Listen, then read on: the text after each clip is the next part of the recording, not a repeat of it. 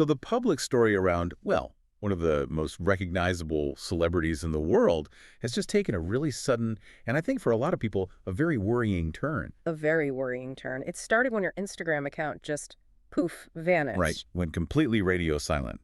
And then, I mean, almost immediately after that viral video surfaced, The erratic driving video. yeah, the driving, we're talking about some truly dangerous maneuvers, ignoring signs, squealing tires, swerving across the center line right into oncoming traffic. And that's where the public concern is right now. But our goal with this deep dive is to look, a bit further than those headlines. Exactly. We've pulled together psychological commentary, some really detailed reporting, and analysis from trauma experts to try and understand the complexities here.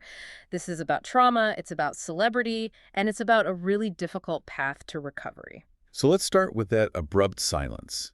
Because her deleting Instagram, it's not just a celebrity taking a break, is it? No, not at all. The sources are clear that for her, social media is the main way, sometimes the only way, friends and even family can communicate with her. So when she deletes it, she's basically severing all lines of communication. It's a complete self-imposed cutoff. And it's fascinating to see how that's viewed through a psychoanalytic lens. Dr. Bethany Marshall's commentary, for instance. What's her take on it? She immediately raises the question, could this be a manic episode? Especially after weeks of really high intensity, almost frantic posting online? And when you say manic episode, what kind of behaviors are we talking about clinically? Well, it's often associated with a real lack of insight. So extreme impulsivity, excessive goal-directed activity, sometimes drug use, hypersexuality, rapid travel, behaviors that show a loss of self-regulation. Okay. But the deeper root, according to the theory, is that her first sense of self wasn't consolidated by a parent, it was consolidated by the camera. The camera was the mother figure. That's Yeah. a really powerful idea. It is. It means your entire identity is socially created. Your self-esteem is completely dependent on the smiles and frowns of others. So if your sense of self only exists when the camera is on, what happens when you turn it off? When you delete the account? The self, in a way, dissolves. It's a profound psychological event, not just a digital one. And this happens right before the denial.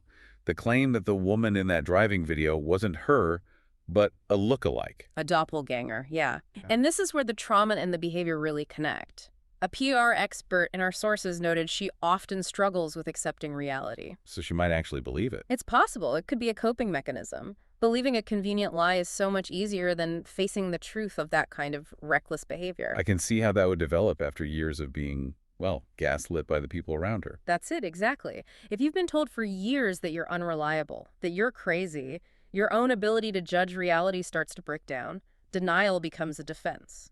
And that defense is a survival tactic she would have developed over years of just profound exploitation. The sources use some incredibly strong language for the men in her life. Blood-sucking parasites. Pigs at the trough. It's a pattern that goes way back. Let's look at Kevin Federline, for instance. A timing of his tell-all book pitch seems suspicious. Very suspicious. It surfaces almost exactly when his child support payments, which were reportedly up to $40,000 a month, were ending. It looks like a last-ditch effort for a payday. But to be fair, the sources do present the other side. Right. While he gets called a leech, there's also the argument that he did successfully raise the kids when she was really unstable. It's a complicated picture. But he's just one name on a very long list, isn't he? A very long list. You've got Justin Timberlake in a Crimea River, which was basically a whole narrative built for profit. Jason Alexander, her former agent, her ex-husband, Sam Asghari. It goes on and on. And the financial toll of all this, combined with her own spending, is just, it's staggering. We're talking about a fortune of around $60 to $61 million just run through. And the spending itself tells a story.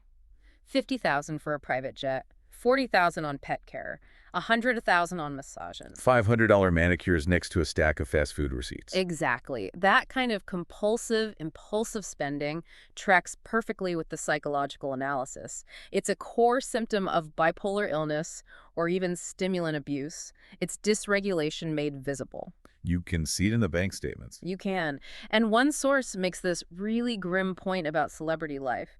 They're sitting ducks. If the star isn't burning through the money, someone on the payroll will be. That's terrifying, especially when you learn from Rob Schneider's observations that she has never had friends who weren't on the payroll. Her whole world is transactional. She communicates through DMs, often doesn't even have people's numbers in her phone. It's an incredible level of isolation.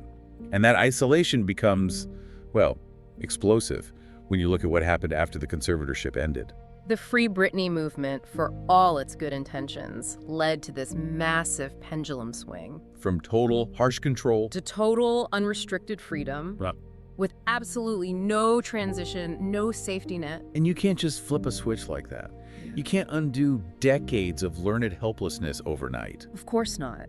And this is why the family is so reluctant to step in now, even seeing these dangerous behaviors. They remember the consequences. They do. Her father was, in the words of one source, crucified in the media for what he said was saving her life. No one wants to be the next one publicly destroyed for trying to set a boundary. And that includes her sons, who are adults now. They're keeping their distance. Right. The sources say they've seen shocking things. The naked dancing with knives, the state of the house. But at the same time, she's still supporting them financially. Allowances, expensive cars. It's also tangled. But we have to look at her current behavior through the right framework. This isn't just a mental collapse. No. The mental health experts we looked at frame this as reactive abuse. Okay, let's break that down for our listener. What is reactive abuse? It means that her outbursts, these self-destructive acts, they're not necessarily a baseline mental illness. They're seen as a traumatized person's normal reactions to years and years of suffocating control. So she was pushed past her limits for decades, and now all that internal pressure is just exploding outwards. Precisely. It's the body and mind finally reacting normally to having been in an abnormal situation for so long. And the attempts to control her story, they haven't stopped. K-Fed's book pitch is a perfect example. A perfect example of weaponizing her public image to discredit her. It's a classic gaslighting tactic. Label the survivor crazy. Exactly. So no one will believe them. It's all connected to the long-term effects of narcissistic family abuse. Survivors carry these patterns. They get into dysfunctional relationships. They struggle with connection. The sources say leaving that kind of environment is like leaving a cult. Because the programming is still there, even when the people are gone. And that programming, that instability, is what makes the reckless driving incident so deeply concerning. Right, because it moves from internal trauma to very real external public danger. And wait, I have to talk about the legal side of this. Okay, so the sources make a key distinction between reckless driving and a DUI. They do. Proving a DUI is tough without a breathalyzer or a blood test. But a case for reckless driving, that could absolutely be built. You've got the video itself. You've got the video, you've got vehicle navigation data, you have eyewitnesses, like the person who apparently helped her out at the restaurant right before she got in the car.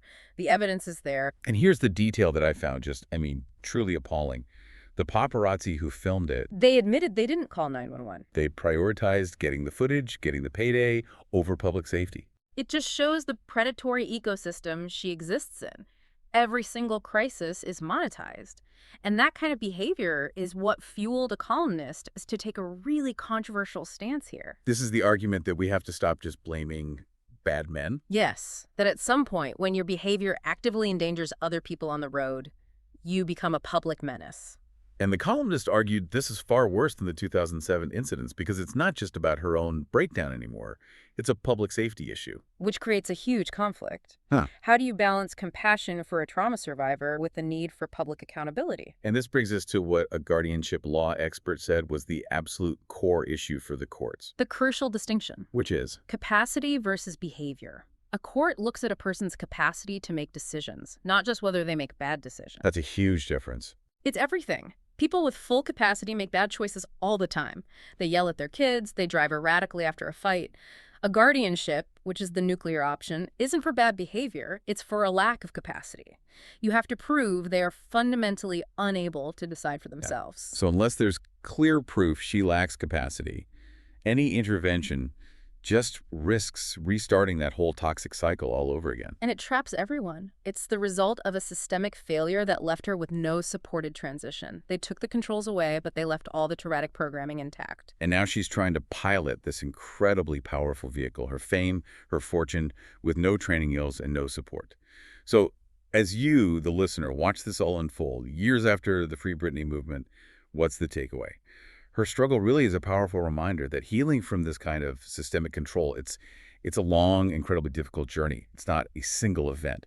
Reclaiming your own identity, breaking those self-destructive patterns, it is a profound challenge, especially under a global spotlight. And if you take one thing from this deep dive, let it be this. For anyone healing from a lifetime of control, the real game changer is reclaiming your subconscious mind. You have to find the source of the trauma. Ask yourself, who taught you to behave this way? Narcissistic figures, they essentially download negative programming into your subconscious. It's a script that runs your life, your choices, your self-worth. That script keeps running even when they're long gone. The real fight for autonomy isn't just getting free physically, it's about consciously rewriting that fundamental software.